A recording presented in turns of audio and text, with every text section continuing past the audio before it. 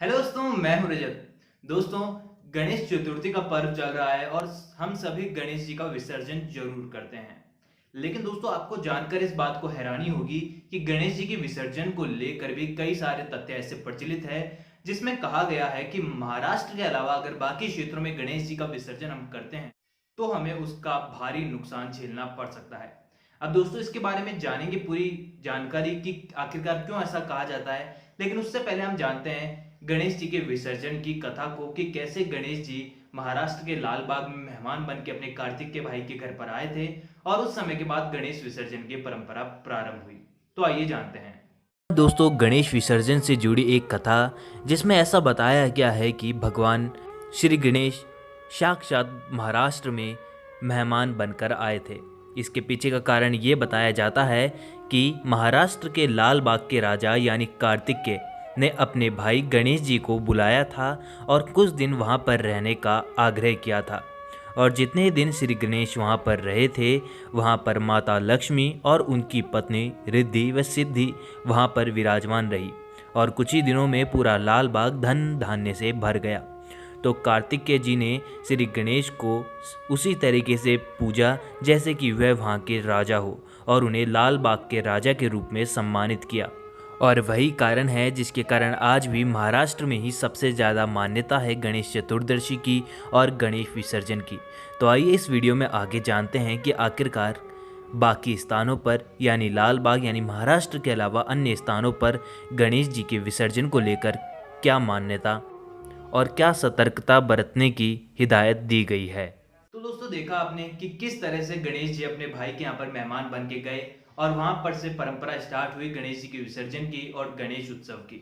लेकिन दोस्तों, अब बात करते हैं कि आखिरकार गणेश जी के विसर्जन को लेकर क्यों आखिरकार मतभेद पाए जाते हैं आज भी। और कई धार्मिक ग्रंथों में और कहीं पे वहीं पे कई विशेषज्ञों का कहना है कि लाल बाग के अलावा यानी महाराष्ट्र के अलावा अगर किसी और जगह पर गणेश जी का विसर्जन किया जाता है तो उसका भारी नुकसान झेलना पड़ सकता है। जिसके लिए दोस्तों, आपने जरूर ये नारा जरूर सुना होगा कि गणपति बाप्पा अगले वर्ष तू जल्दी आना। इसका मतलब यह है कि दोस्तों, हम सभी अपने जो गणेश जी होते हैं, जो अपने घर में विराजमान होते हैं, उन्हें एक साल तक के लिए भेज देते हैं। और आप सभी को ये भी पता होगा कि जहां पर गणेश जी विराजमान होते हैं वहां पर रिद्धि सिद्धि और वहीं पर लक्ष्मी भी विराजमान होती है। और अगर गणेश जी ही नहीं रहेंगे तो रिद्धि सिद्धि और लक्ष्मी भी कहाँ रहेगी। तो कुछ विशेषज्ञों का इस संदर्भ में यह मानना है कि गणेश जी का विसर्जन लाल बाग के अलावा कहीं पर भी नहीं किया जाना चाहिए।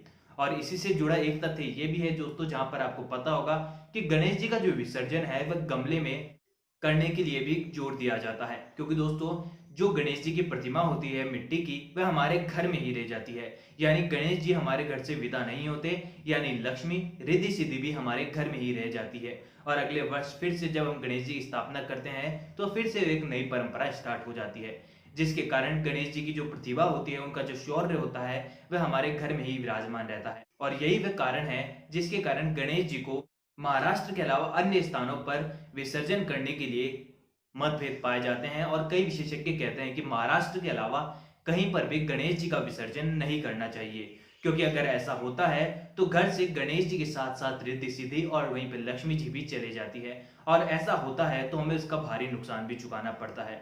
अब दोस्तों, ये सभी धार्मिक तथ्य हैं जो कि आज प्रचलित है। लेकिन गणेश जी का विसर्जन लगभग सभी लोग करते हैं। और अब नई परंपरा के अनुसार जो कि मिट्टी के गणेश जी बनाने की परंपरा है वह भी जोरों शोरों से चल रही है। और जिसके अनुसार इस साल तो दोस्तों शायद आप सब भी गमले में ही गणेश जी का विसर्जन करने वाले होंगे।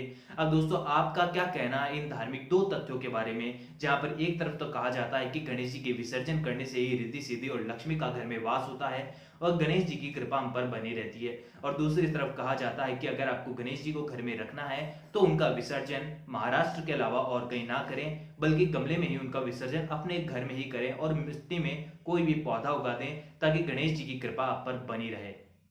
तो दोस्तों, ये दो धार्मिक तथ्य मैंने आपको आज के इस वीडियो में बताया। कमेंट बॉक्स में जरूर बताइए कि आपके क्या विचार है। और इंस्टाग्राम पर भी अपने ओपिनियन मेरे साथ शेयर कर सकते हैं, जिसका लिंक भी आपको डिस्क्रिप्शन में मिल जाएगा। और भी अपडेट्स के लिए जुड़े रहिए मेरे साथ, ताकि ऐसे और भी इंटरेस्टिंग अपडेट्स आप तक पहुंचाता रहूंगा। और बेल आइकन के बटन को प्रेस कर दीजिए ताकि वीडियोस के नोटिफिकेशन भी आपके पास पहुंच जाएंगे। और चैनल को सब्सक्राइब करना ना भूलें। अगली वीडियो फिर से लौटूंगा, जब तक के लिए थैंक यू दोस्तों।